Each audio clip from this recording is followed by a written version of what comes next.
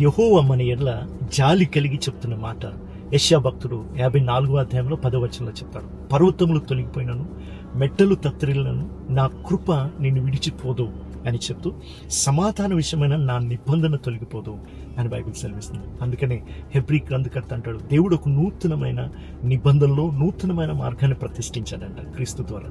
అదేంటంటే బహుధైర్యముతో ఆయన కృపాసనమును సన్నతించవచ్చు.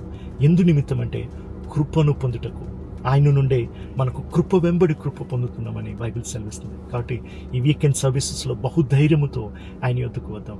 ఆయన యొద్ద మాత్రమే కృప దొరుకునని 131 కీర్తనలో చివరి వచనం చెప్పబడుతుంది. ఈ యొక్క NLT ట్రాన్స్లేషన్లో చక్కని మాట్లాడబడింది, the covenant of blessing will never broken. దేవుడు మనతో నిత్య నిబంధన చేశాడు, ఆశీర్వాదకరమైన నిబంధన చేశాడు.